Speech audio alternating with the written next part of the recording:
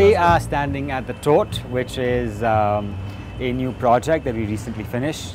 This is a kind of adaptive reuse of an old historical colonial building. It's composed of two blocks, which has been completely restored, which houses a restaurant and a lounge bar. And this is the new extension, which is a series of, let's say, banquet halls.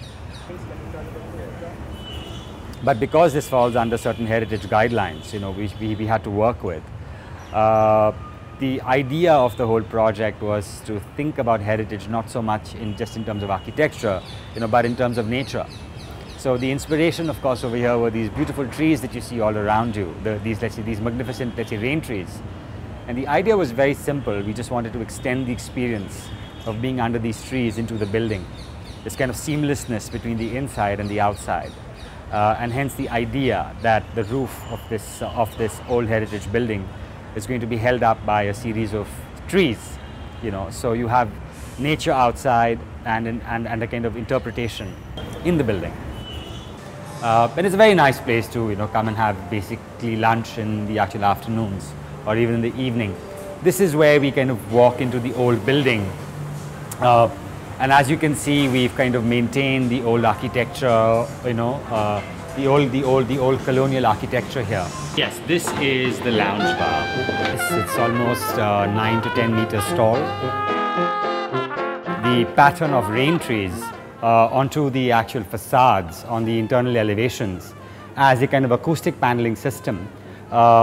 These lines that you see in bronze are actually the lines of intersecting let's say tree branching patterns, and by gently faceting them it basically creates this kind of dispersion of sound. The whole project, of course, took almost 2 years to do. The Blue Frog was also a competition that we won, and when it came up, me and Chris were debating whether we should do it, we should not.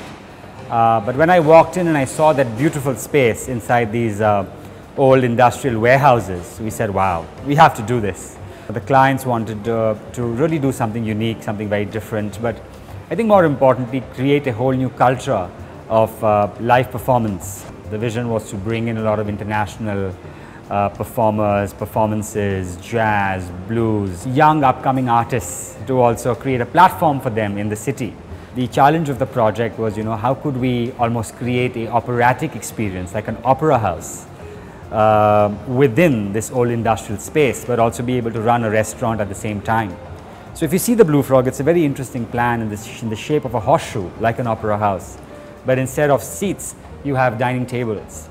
And that was a kind of interesting mix between the principles of opera house, let's say, design and the functionality of running an actual restaurant. And that created this kind of interesting architecture.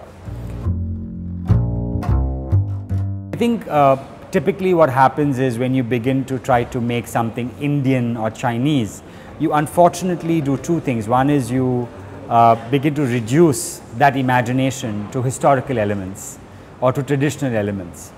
For us, identity is not something that is fixed in the past, but is something that is evolving, that is always changing.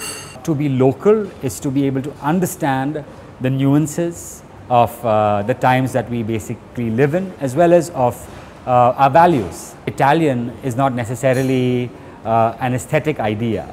To be Italian could be about the passion for, let's say, for design, for craft, for manufacturing.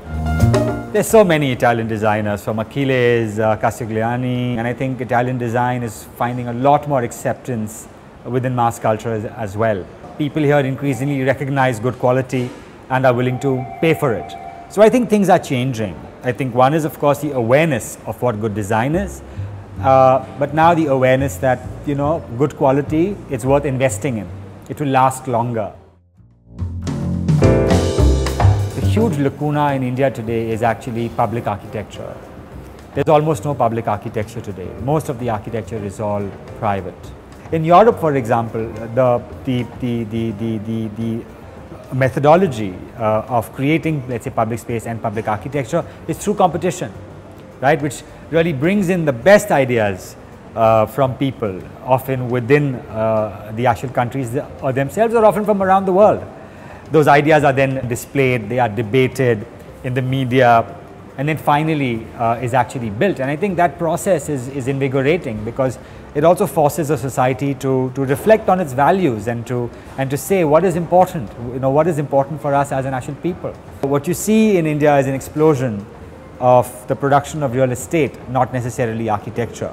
Here lies a paradox, where in a place like Bombay, if you look at the quality of buildings that are coming up compared to the kind of values that are associated with real estate, it's crazy. Dharavi again is something which cannot be very easily solved. You cannot just work with large top-down solutions. You cannot come up with a grand master plan and believe that you can solve the problems of the actual slums, because those are places where people live and work. So there are no rules, there are no regulations, there are no policies that could just be applied to Dharavi to be able to provide any kind of social equity or any kind of social justice to deliver, in a certain sense, housing as well as work to the people who actually live there. And I don't think there are any easy answers. I think the solutions, if anything else, will only come ground up and will develop slowly, incrementally over time.